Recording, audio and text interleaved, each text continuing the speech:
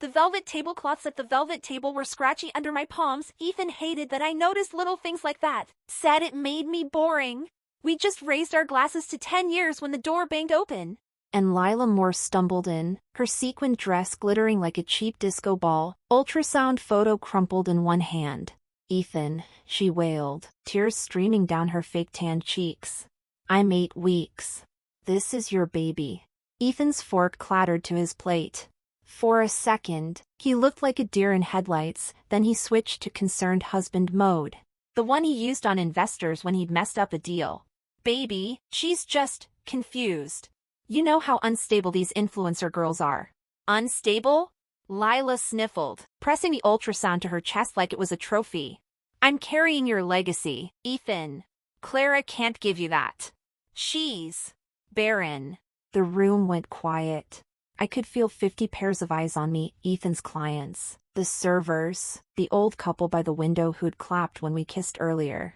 My hands shook, but I sipped my Pinot Noir anyway, the locket around my neck, Lexi's high school photo inside, digging into my collarbone. Good. Pain kept me sharp. Jake, the restaurant manager, slid a new glass in front of me, his voice so low only I could hear it. Cameras are rolling, boss. I nodded, my thumb brushing the phone in my lap. The screen lit up for half a second, asterisk recording complete asterisk, and I let out a breath I didn't know I was holding.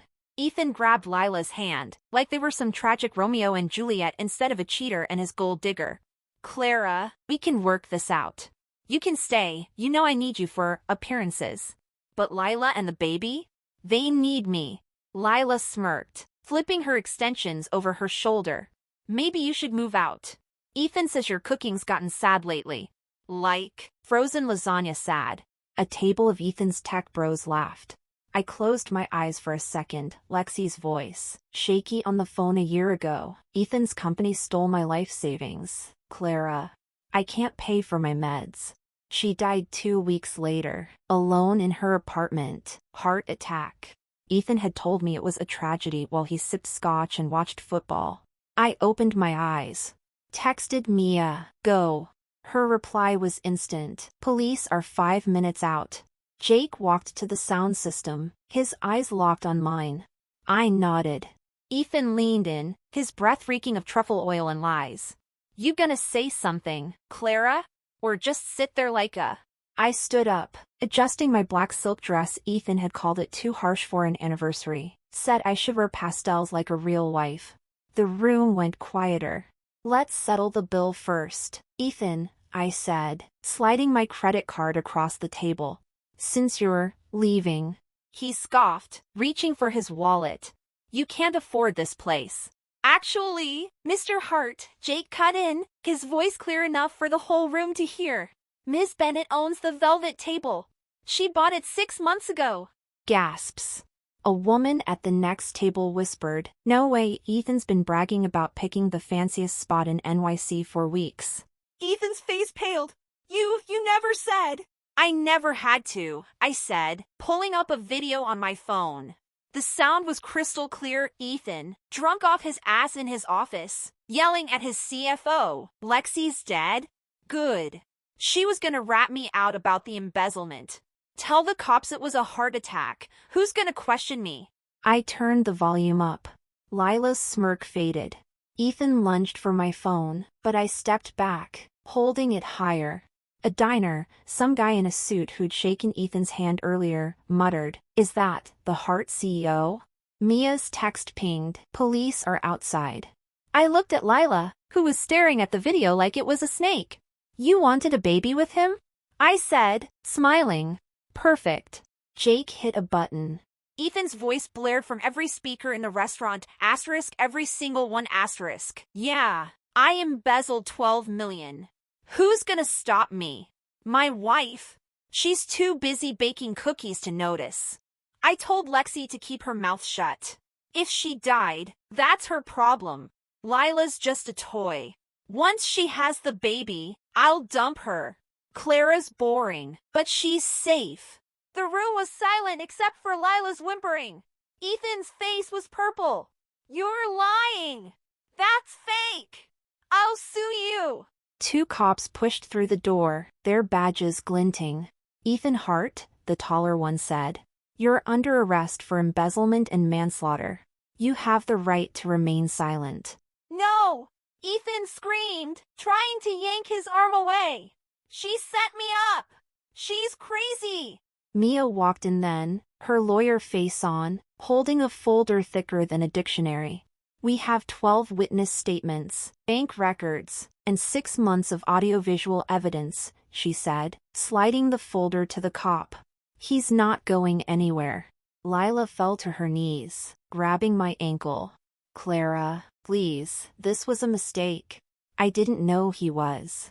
I just wanted a family. I leaned down, my voice sweet as honey. Perfect. Now you can raise his baby while he rotates in prison for the crimes I've been secretly recording him committing. The room erupted in applause. A server high-fived Jake. The old couple by the window yelled, "You go, girl!" Ethan's eyes locked on mine as the cops cuffed him. "I'll destroy you," he snarled. I smiled. "Too late, baby. You already tried." They dragged him out. Lila stumbled after them, sobbing, the ultrasound photo fluttering to the floor. I picked it up, stared at the blurry little dot, and handed it to a server. "Trash," I said. Jake walked over, his shoulders slumping. "You good?" I nodded, staring at the door where Ethan had disappeared. "Yeah, I'm good."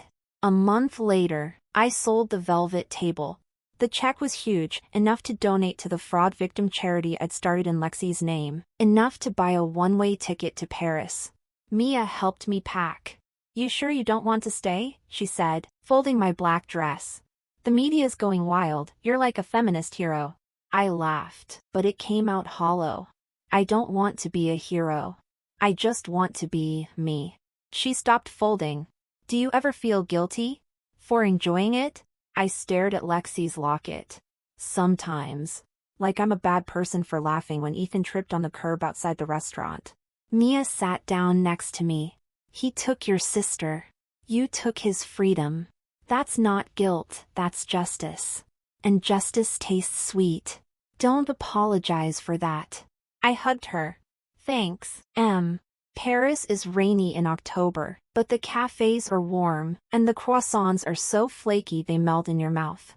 I'm sitting at a table by the Seine, typing the first chapter of my book, Financial Abuse. How to Take Back Your Power when a guy with a golden retriever asks to sit. "Sorry," he says, scratching the dog's ear. "She's obsessed with pastries. Won't leave anyone alone who's eating one." "The dog, Bella," he says, licks my hand. I laugh. "Sure. Sit." He pulls out a chair. "I'm Leo. I saw your TikTok. That speech? Badass." My face heats up. You saw that?" He grins. "Everyone saw that. My mom sent it to me. Said this is what a strong woman looks like." I laugh. Real this time. Bella puts her head in my lap.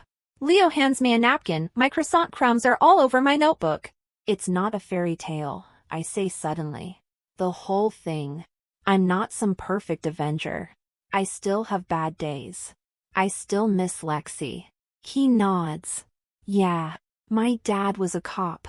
He used to say heroes aren't born, they're made from the stuff they lose. You lost your sister. You turned that into something good. That's badass." I stare at him, the way his eyes crinkle when he smiles, the scar on his jaw, the way Bella's curled up at his feet. For the first time in years, I don't feel like Clara Bennett, Ethan's wife. I feel like me. He hands me his coffee. "Want a sip?" It's terrible. But it's Paris terrible. So it's good. I take a sip. It's burnt, but sweet. Perfect. "I'm Clara," I say. He grins. "I know. The badass with the locket." I touch Lexi's locket. "Yeah, that's me." The rain slows. A street musician plays a violin. Bella snores. Leo tells me about his job. He's a vet, works with rescue dogs. I tell him about the book. He listens. Really listens. When I stand up to leave, he hands me his number. "If you want to." "I don't know. Get coffee." Or croissants. Or hate on Parisian rain together. I hesitate. Then I smile. Sure. He waves as I walk away. Bella barks. I look back. He's picking up my notebook, which I'd left on the table. He holds it up. I wave. That night, I'm in my tiny apartment, typing the last line of my book. Asterisk broken things don't stay broken, they get rebuilt. Stronger, asterisk. Mia texts me, asterisk saw your Instagram. Paris looks amazing, asterisk. I reply, asterisk it's not perfect. But it's mine, asterisk. She sends a gif of a cat high-fiving. Asterisk good. You deserve it, asterisk. I close my laptop. Stare at the Eiffel Tower through my window. It's lit up, sparkling like a million stars. Ethan thought I was broken. Lila thought I was boring. The world thought I was just a wife. But broken things don't stay broken. They get rebuilt. Stronger. I pick up Lexi's locket. Kiss it. Miss you, I whisper. Outside, a car honks. A kid laughs. The violin music drifts up from the street. I smile. Yeah, I'm okay. And tomorrow? Tomorrow's mine.